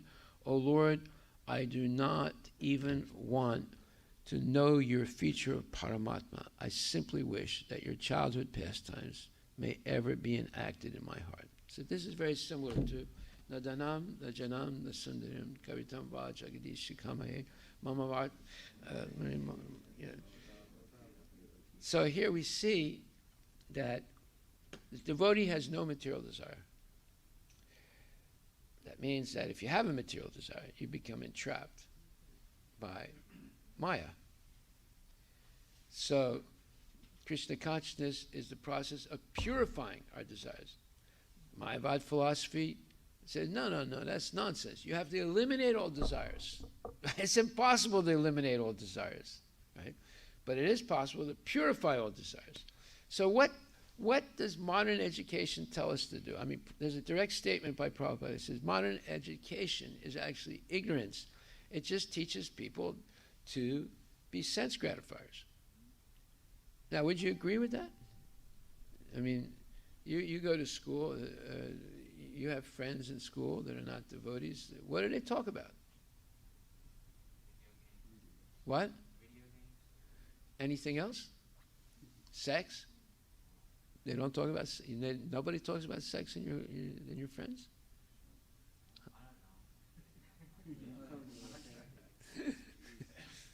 Okay, so they talk about video games. Anything else? What do they talk about?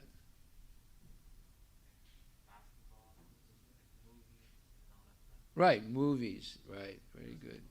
Basketball. Right. Are they talking about God? Okay, so basketball, movies, video games. That's called sense gratification. You see, that's what they're meditating on all the time. Different types of sense gratification. That's what modern education teaches kids, how to be a sense gratifier. And what happens? That means you're definitely going to stay in the material world, in the material body. And what happens if you have a material body? Mamaivam sa jiva bhuta sanatana. Malaksastani indriyani karsati. Karsati means you're always going to be struggling. You're always going to be struggling. That is a curse. Modern education is a curse. It curses young kids who have the least amount of experience in life to be sense gratifiers the rest of their life. Okay, so now Prabhupada says,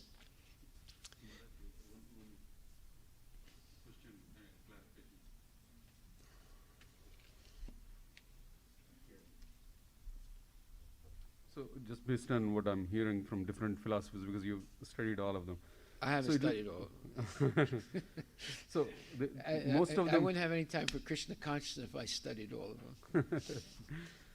them. But most of them have at least the concept of God at the time of creation, and then at the time of death there is some kind of judgment and so on. But there is no concept of God while you are living.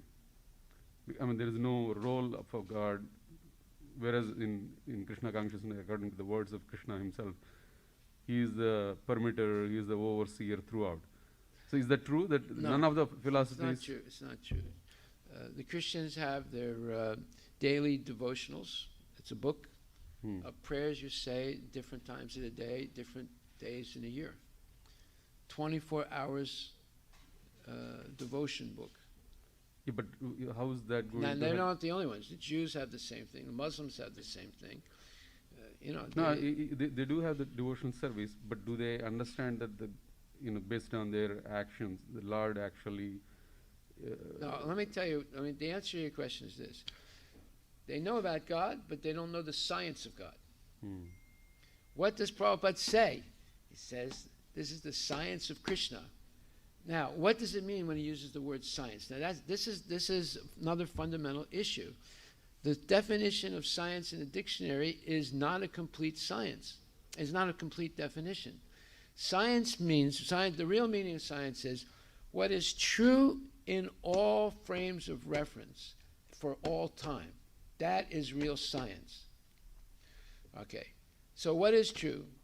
Well, one thing is true is that we are all subordinate to God. That's true at all times, in all places.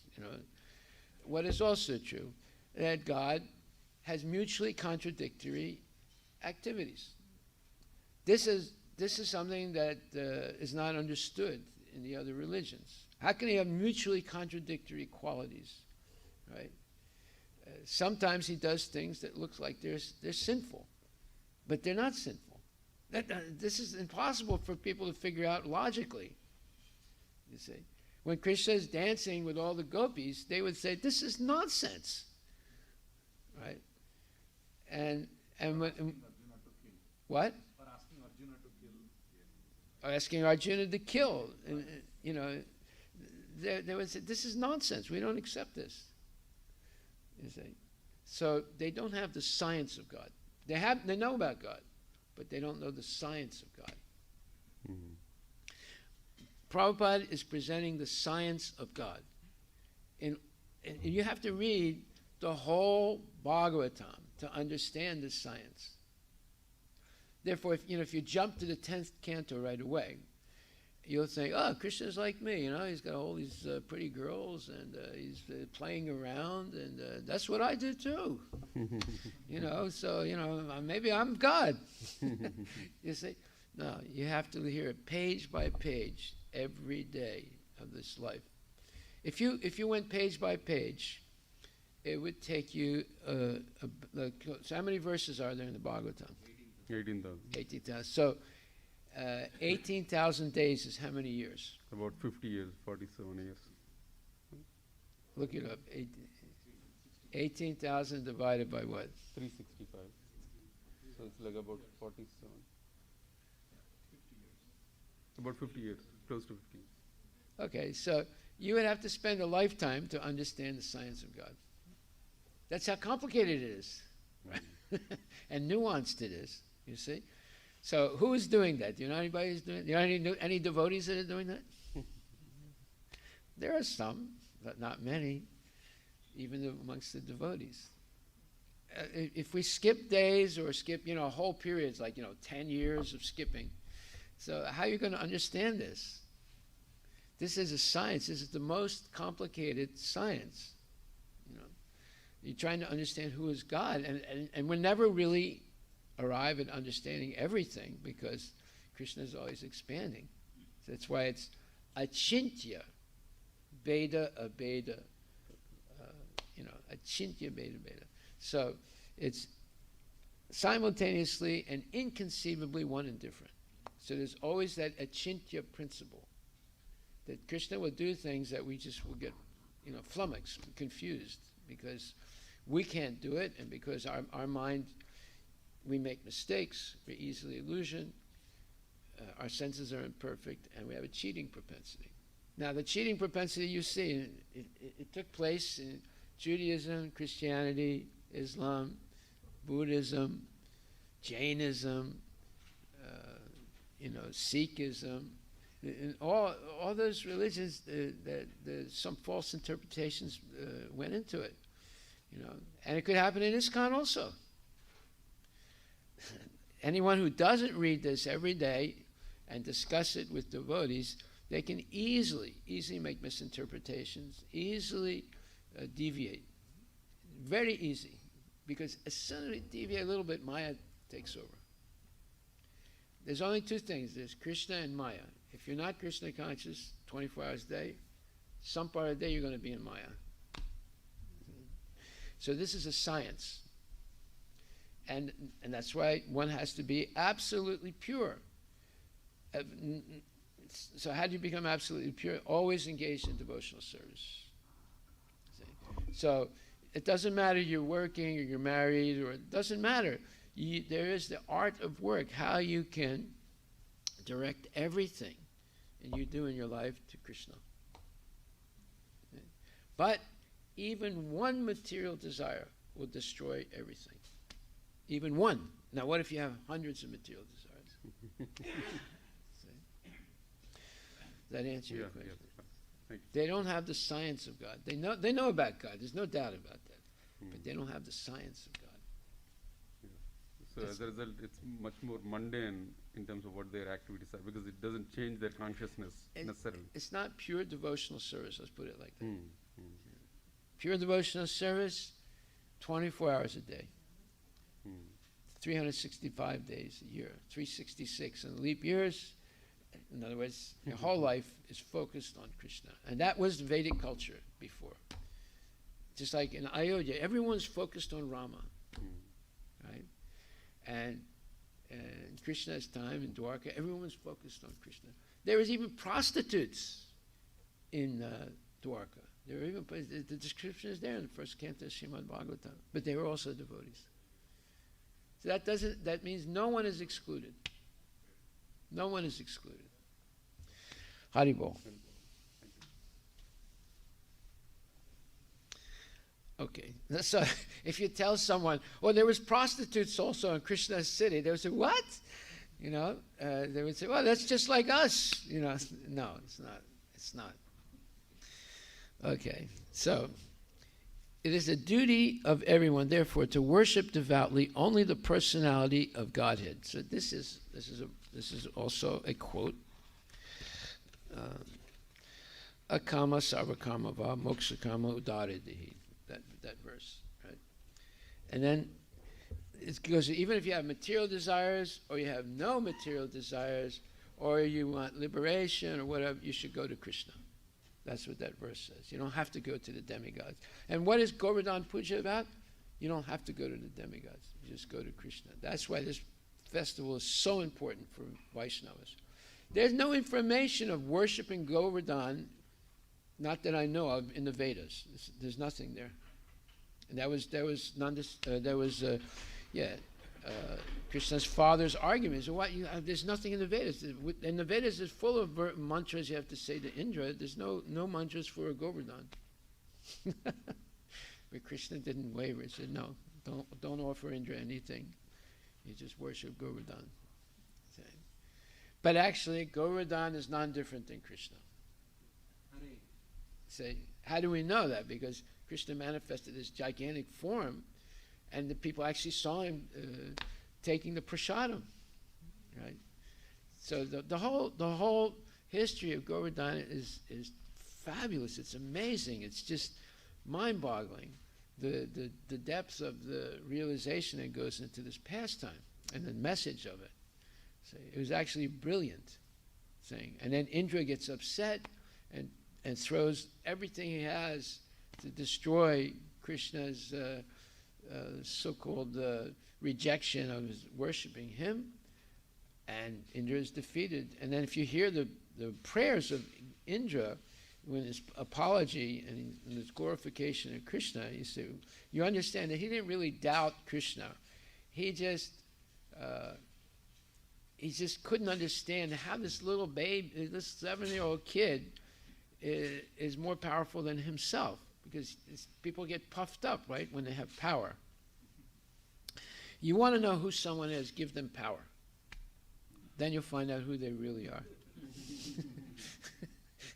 So Indra got puffed up, right? Brahma got puffed up. We can go down the list, all the people that get puffed up. We get puffed up, you know. But Krishna always prevails, because he is Paramishwara. Paramishwara. He's the supreme Ishwara. He's supreme controller. Okay, so we'll stop right there. There's a lot more to discuss. We didn't get through this purport, so we'll spend one more day on it. Hare Krishna. All glories to Srila Prabhupada.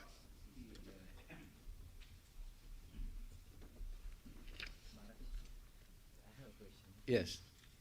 So Maharaj, we Speak define louder. We can't hear you. Okay. So we were discussing about killing and all. So how do we What? the Killing in babies? context to the killing Killing babies, babies, or fetus or any What kind of discussion do we have? We're talking about killing babies. Go ahead. No, but suppose if we have to answer someone, like, how do we define the killing? Because we are saying that we are soul, right? We are not body.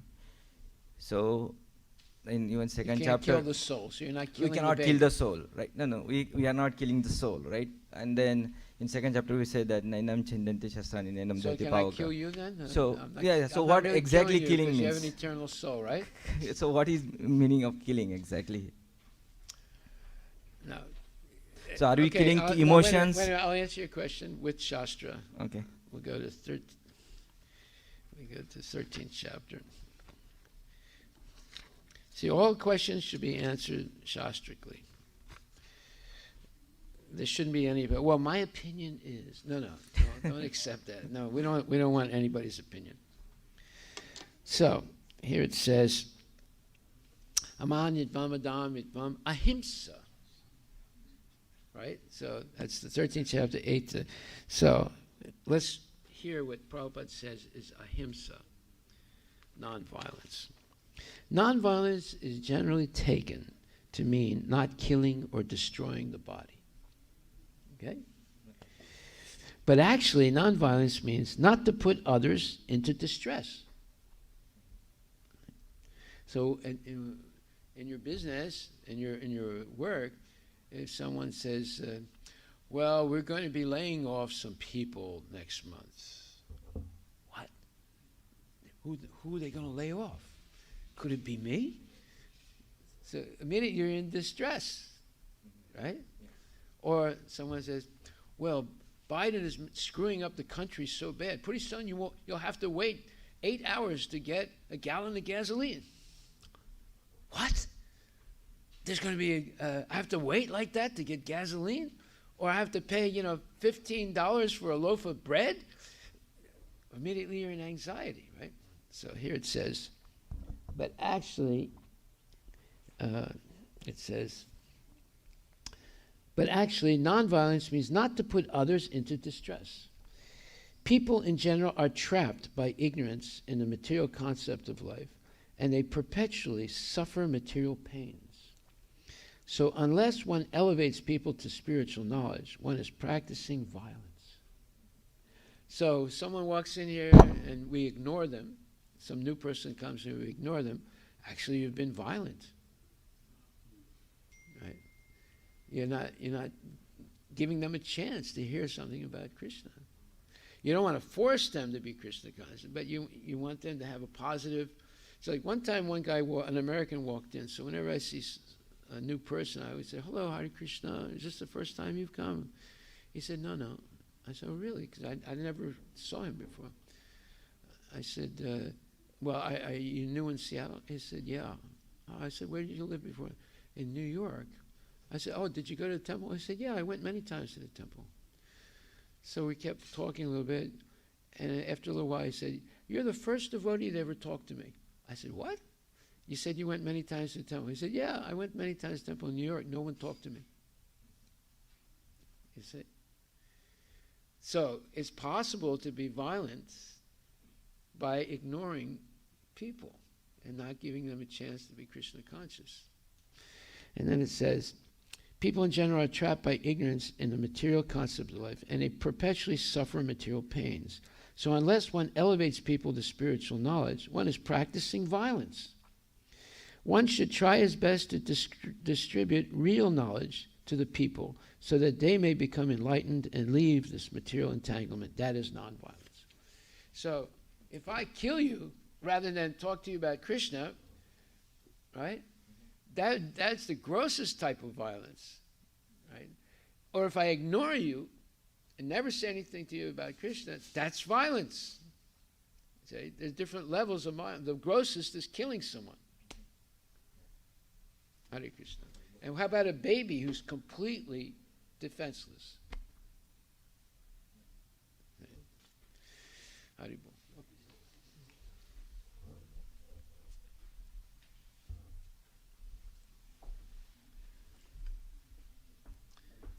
Huh?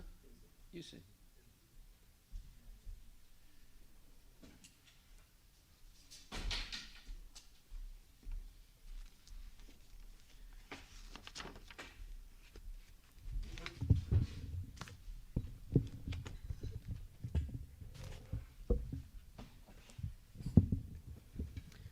जय प्रभुपदा जय प्रभुपदा जय प्रभुपदा जय Prabhupada Jaya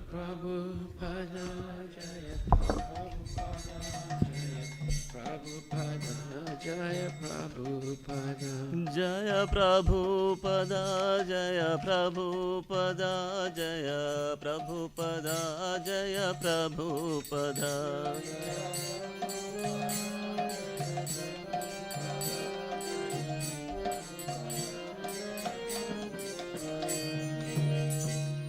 Shri गुरु चरणा पद्मा केवल बकती सद्मा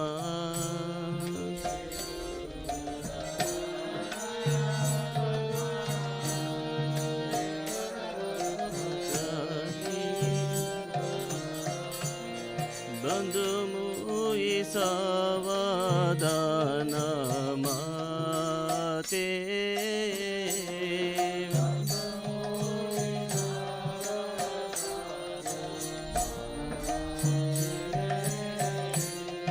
जहरा प्रसादे भाई भवा तोरिया जाय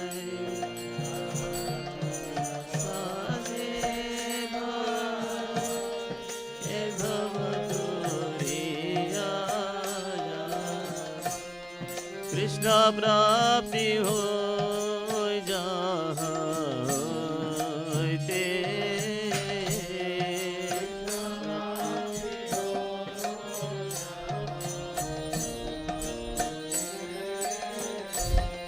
कृष्ण प्राप्ति हो जाते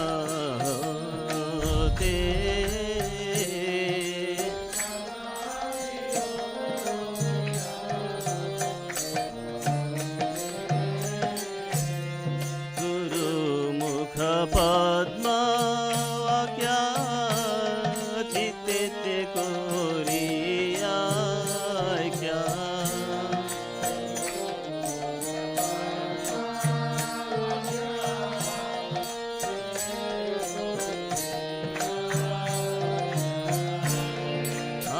ना कोरी हो माने आशा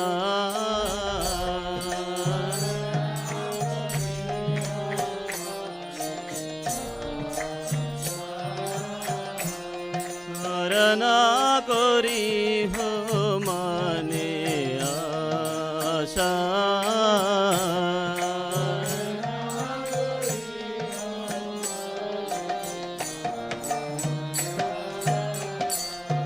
श्री गुरु चराने रति से उत्तम गति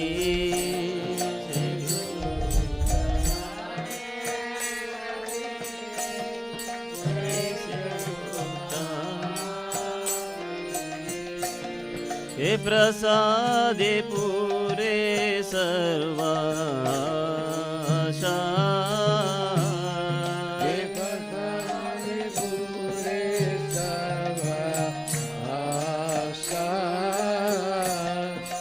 प्रसादे पूरे सर्वाशा हे प्रसादे पूरे सर्वाशा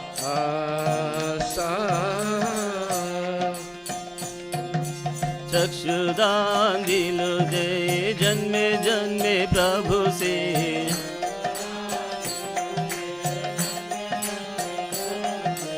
चक्षुदान दिल दे जन्मे जन्मे प्रभु से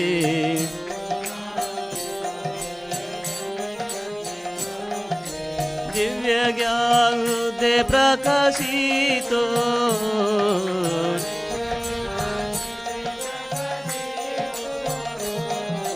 दिव्य ज्ञान हृदय प्रकाशित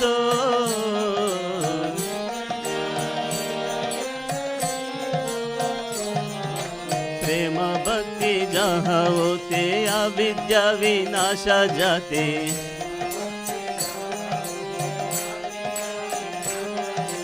प्रेम भक्ति जहाँ होते अविद्या विनाश जाते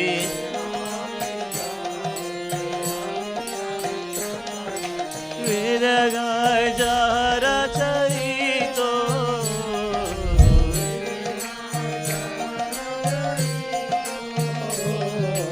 वेद गाय जहर चरितो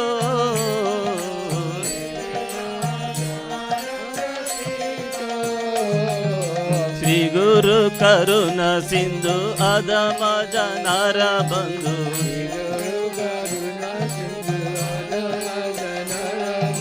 लोकना लोकेर जीवाना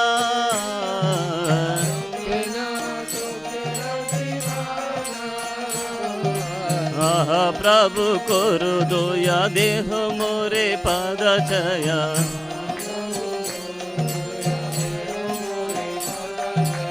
आहा प्रभु कोरु दोया देह मोरे पदचया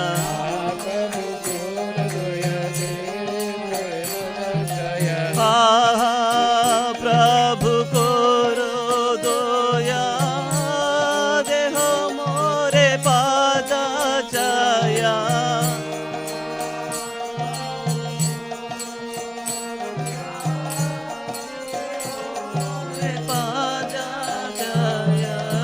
बेजाज दुष्क त्रिभुवाना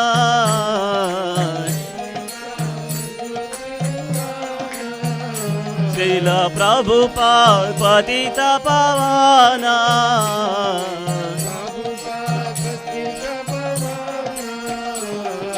गुरुदेव लोयल शरणा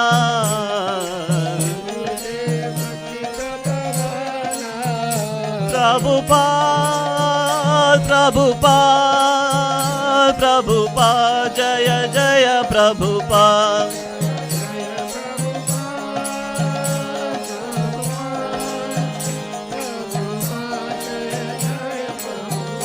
जय जय गुरुदेव गुरुदेव गुरुदेव जय जय गुरुदेव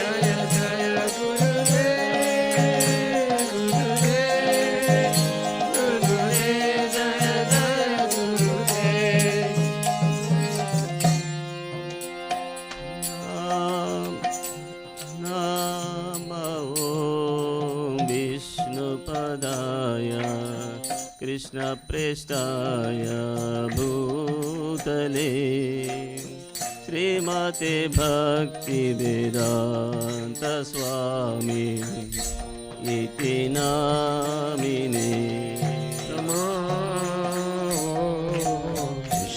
विष्णुपदाय कृष्णप्रेष्ठाय भूतले श्रीमते भक्ति वेदांत स्वामी इति नामिने नमस्ते सरस्वती देवी गौरवाणी प्रचारिणे निर्विशेष शून्यवादी असत्यादिशतारिणे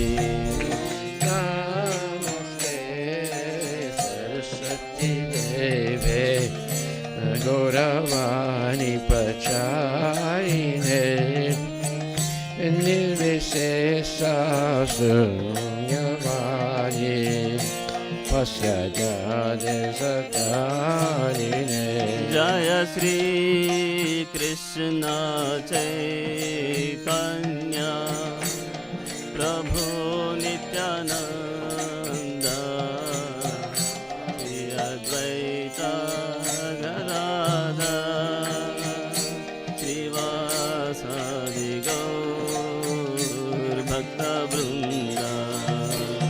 जय श्री कृष्ण चैतन्य प्रभु नित्यानंद श्री अद्वैत गदाधर श्रीवासदि गौर भक्तवृंद हरे Krishna Krishna Krishna, Hare Hare, Hare Ramo, Hare Ramo, Ramo Ramo, Hare Hare. Hare Krishna, Hare Krishna, Krishna Krishna, Hare Hare, Hare Rama, Hare Rama, Rama Rama, Hare Hare.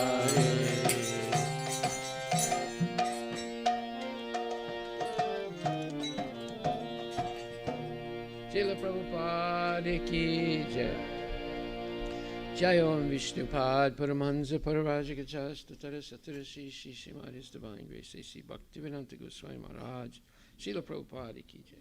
Anantakoti Vaishnava Vrinda ki jai. Namacharya Srila Haridas Thakur ki jai.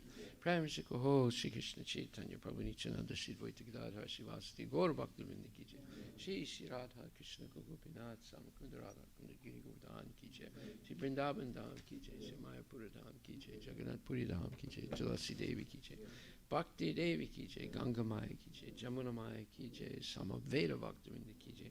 Itai Gaura Premanandi. All glories to the assembled devotees. All glories to the assembled. All glories to the assembled devotees. All glories to Shri Guru and Shri Gauranga. All glories to Srila Prabhupada ki jai. Nama Om Vishnu Padaya Krishna Prasthaya Mukti Samatam Bhaktas. Namaste Saswami Devi Guru Chakma. Sesa Sunyvari Paskatya Desatarinu. Hari Bom. The lotus feet of our spiritual master are the only way by which we can attain the pure devotional service. I bow down to his lotus feet with great awe and reverence. By his grace, one can cross the ocean of material suffering and attain the mercy of Krishna. My only wish is to have my consciousness purified by the words emanating from a lotus mouth. Attachment to his lotus feet is perfection of all desires. He opens my darkened eyes and fills my heart with transcendental knowledge. He is my Lord, birth after birth. From him ecstatic prema emanates. By him ignorance is destroyed. The Vedic scriptures sing of his character. Our spiritual master is the ocean of mercy, friend of the poor and Lord and master of devotees. O Master, be merciful unto us. Give us the shade of your lotus feet. Your fame is spread throughout all the three worlds. We take shelter of your lotus feet. Srila Prabhupada ki jai. Gaura Premanandi.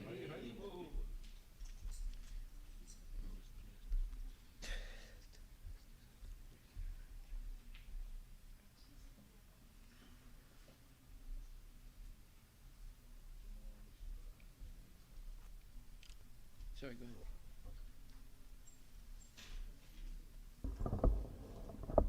Is Shresh there? Oh, She's okay. got laid last night. Yeah. But homework. Yeah. So she was going to bring it tomorrow.